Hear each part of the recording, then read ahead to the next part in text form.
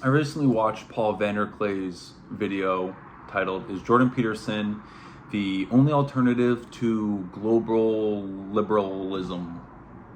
Excuse me, is Jordan Peterson the only alternative to secular global liberalism? I took notes. Shout out to Paul Vanderklay. Love his beard. Like his video.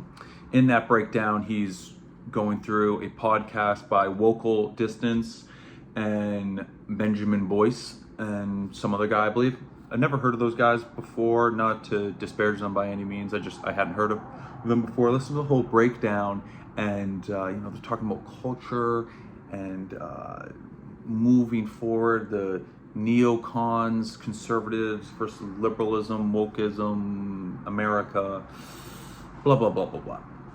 And I couldn't help my main takeaway was I was shocked they didn't mention Andrew Tate. Doesn't matter what you think about Tate. This is not a defense or a critique of Andrew Tate, just acknowledging the fact of his impact on the culture. Most Googled man on earth at a time, allegedly. Saw that around a few times. And by all accounts, he was everywhere. And then he got super duper banned all at once. Very interesting. They tried to super duper ban Jordan Peterson. Didn't go the same way, and they're not the same thing. But in talking about the culture, I think Andrew Tate, like Trump, is more of a symptom than he's a symptom of some underlying shit rather than leading the way in a certain cultural movement.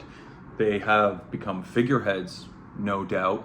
And I found that really interesting because I felt like despite the fact that they're intelligent and knowledgeable,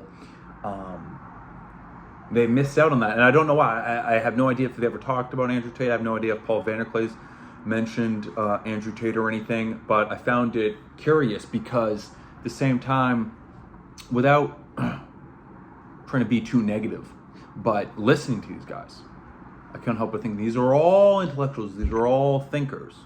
And while people may listen to them, I don't think people emulate them. And that's what I was thinking about. Like, people listen to people that they want to emulate. Like, a good rule of thumb, it's like, I'm not going to take advice on finances from a broke person. I'm not going to take fitness advice from a fat person. Or I think people will listen to these intellectual stuff, but in terms of actually having an effect on people, you need to be someone that they want to emulate. And I feel like people like Andrew Tate, Goggins, Wes Watson, these are people that men really look up to. Absolutely Jordan Peterson. And now he wasn't a buff workout dude, but he spoke with force, and not only, he didn't just offer analysis, he offered direction, and was just like, motherfucker, do this. Like, he spoke with force and offered action and direction. And I think, they mentioned Napoleon, and when we're talking about culture and ideas and categories and labels of what these people are and how they identify. I mean, French Revolution, not too long after the American Revolution, let's say that went well. French Revolution, maybe not so. America resulted in the most powerful economy, most powerful cultural in world history, most likely. And the France Revolution resulted in a dictator that, he tried to take over the world. He got messed up trying to go all the way to Moscow, came back with his tail between his legs and 80% of his army decimated, and then end up on that island, Elba, whatever, and then came back and then was defeated at Waterloo, I believe.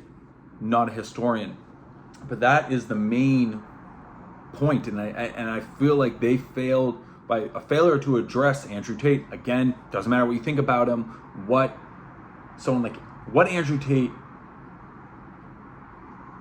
represents is shit a lot deeper than these ideas that they're talking about, and things are pretty crazy right now. And talking about revolution, there's January 6th, like, people romanticize that. The American Revolution is romanticized, like it went well. A lot of revolutions don't. French, all the communist revolutions, they all sucked. They took shitty situations, like in Russia, everyone was a fucking serf, peasant, slave, and then they had a revolution. Everyone's gonna be equal. Everyone went to fucking the gulag. It sucked. And I think, is Jordan Peterson the only alternative to secular global libertarianism? No, there is a crazy dictators and chaos is an option, unfortunately. And I feel like that is what people want, people need, is people that they can really fucking look up to. And by doing that, it doesn't, and by achieving that is not by being a guy with great ideas. It's with someone with embodied ideas, someone that people can look up to and fucking emulate. Like, you can say one thing, or someone can say something, and it doesn't matter. Someone else says it, and it gets the fucking desired outcome, or it causes people to freaking to move. And like, I mean, the Jordan Peterson phenomena was extremely interesting, because it's like, when you really break it down, it's like, what is he saying? Get your shit together, clean your fucking room? Why did that make him so famous? Because he was able to speak in such a way and break down things at such a thorough level, and it would culminate in inspiring action in others. So yeah, I thought that was just interesting, that it seemed like perhaps a blind spot or something. I'm not really sure, but I was listening to this and I was like, where does this end?